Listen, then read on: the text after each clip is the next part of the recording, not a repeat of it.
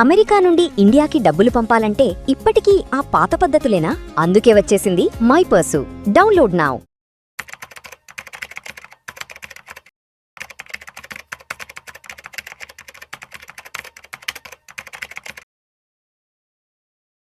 ప్రేక్షకులకి రామచంద్రమూర్తి నమస్కారాలు. ఈ వీడియోలో మనం చూస్తే యుఎస్లో 2.5 ట్రిలియన్ మార్కెట్ క్రాష్ అయింది ఒక సింగిల్ వీక్లో. సో స్టాక్స్ కానీ, గోల్డ్ కానీ, క్రిప్టో కానీ అన్నీ కూడా సడన్గా ఫాల్ అయినాయి. ఏంటి దీని రీజన్స్ ఏంటని చూద్దాం. సో మేజర్గా ఏంటంటే ఇన్ ఏ సింగిల్ సెషన్, ఒక్క సెషన్లో గ్లోబల్ మార్కెట్స్ ఏంటంటే దాదాపు చాలా సెల్ ఆఫ్ అయినాయి. దాదాపు 3% నుంచి 4%. S&P అయితే 1.14 ట్రిలియన్ లాస్ అయింది. అలాగే నాస్డాక్ 1.1 ట్రిలియన్ లాస్ అయింది. అలాగే గోల్డ్ కూడా షార్ప్ కరెక్షన్ వచ్చింది. 4,500 నుంచి ఇప్పుడు $4,100కి వచ్చింది. అలాగే సిల్వర్ కూడా డ్రాప్ అయింది. బిట్కాయిన్ కూడా హెవీ సెల్లింగ్ ప్రెషర్ వచ్చింది. దీనికి ఏంటి రీజను, ఎందుకు ఇంత మ్యాసివ్ సెల్లింగ్ జరిగింది అని చూసుకుంటే, ఫస్ట్ ఏంటంటే స్ట్రాంగ్ యూఎస్ జాబ్ డేటా అనేది వచ్చింది. స్ట్రాంగ్ యూఎస్ జాబ్ డేటా ఏంటంటే యూఎస్ జాబ్స్ వచ్చి ఎక్స్పెక్టేషన్ కన్నా ఎక్కువగా వచ్చాయి. అంటే ఎక్స్పెక్టెడ్ జాబ్స్ 88,000 ఉంటే వచ్చిన జాబ్స్ యాక్చువల్ డబుల్ వచ్చాయి, 1,72,000 వచ్చాయి. ఇది స్ట్రాంగర్ ఎకానమీ అంటే యూఎస్ ఫెడరల్ రిజర్వ్ బ్యాంక్ ఏంటంటే ఇంట్రెస్ట్ రేట్స్ని హైలో ఉంచడానికి అవకాశం ఉంది. దానివల్ల ఏమవుతుందంటే ఎకానమీకి గుడ్ న్యూస్, అలాగే మార్కెట్కి బ్యాడ్ న్యూస్ అయింది. రెండోది ఏంటంటే major reason rate hike fear. So markets ఎప్పుడైతే జాబ్స్ కనుక స్ట్రాంగ్గా ఉంటాయో అప్పుడు ఏంటంటే పాసిబుల్ రేట్ హైక్ 2026లో ఛాన్స్ ఉంది అనేది ఫెడరల్ బ్యాంక్ రేట్ హైక్ పెట్టే ఛాన్సెస్ ఉంది.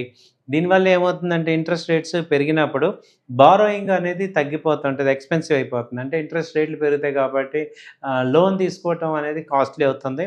దానివల్ల ఏమవుతుందంటే మార్కెట్లో లిక్విడిటీ తగ్గిపోతుంది.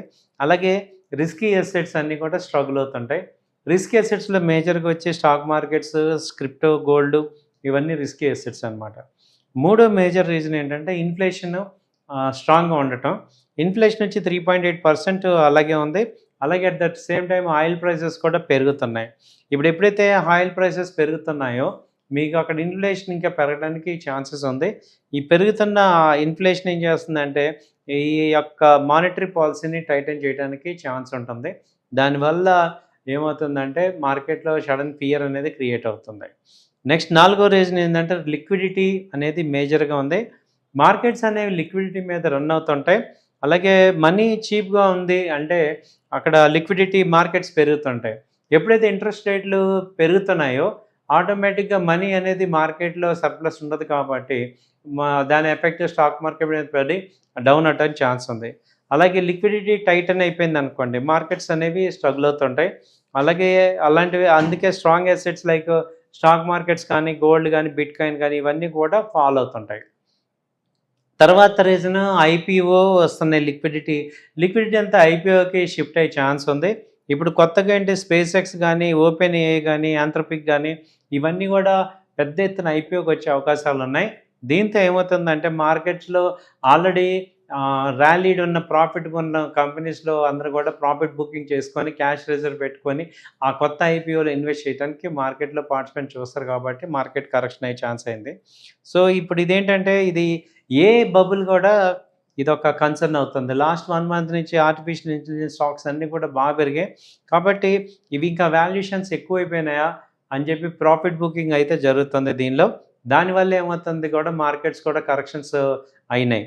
తర్వాత ఏంటంటే ఇప్పుడు బిట్కాయిన్ ఎందుకు పెరిగింది, ఎందుకు తగ్గిపోయింది సడన్గా అని చూస్తే ఇప్పుడు రేట్ ఎక్స్పెక్టేషన్స్ పెరగటం, అలాగే రిస్కీ ఎపిటైట్ తగ్గటం, అలాగే మార్కెట్స్ ఫియర్ అయిపోయి టైట్ మార్కెట్ పాలసీ వచ్చి ఇంట్రెస్ట్ రేట్ పెరుగుతాయనే ఫియర్తో ఏమైందంటే బిట్కాయిన్స్లో కూడా ప్రాఫిట్ బుకింగ్ జరిగింది. దాంతో అది కరెక్షన్ అయింది. సో ఫైనల్గా ఏం జరుగుతుంది అంటే మార్కెట్స్ ఫాలో అవడానికి యూఎస్ మార్కెట్స్ కానీ, ఇండియన్ మార్కెట్స్ కానీ ఫాలో అవడానికి రీజన్ ఏంటంటే యూఎస్లో స్ట్రాంగ్ డేటా వచ్చింది, అలాగే రేట్ హై ఫియర్స్ వస్తున్నాయి, అలాగే ఇన్ఫ్లేషన్ పెరుగుతుంది, లిక్విడిటీ అనేది తగ్గుతుంది, అలాగే ఏఐ కరెక్షన్ అయితే ఛాన్సెస్ కనపడుతున్నాయి. వీటన్నిటి దృష్ట్యా ఏమవుతుందంటే యూఎస్ మార్కెట్స్ ఒక డేలోనే $1.2 ట్రిలియన్ నష్టపోయింది, వాల్యూ తగ్గింది ఇది. సో ఇవండి ఈ మార్కెట్స్. ఒకవేళ మన ఇండియన్ మార్కెట్స్ కూడా సేమ్ ఫేజ్లో కరెక్షన్ అవడానికి కూడా ఛాన్సెస్ కనబడడానికి జరిగే ఛాన్సెస్ ఉన్నాయి.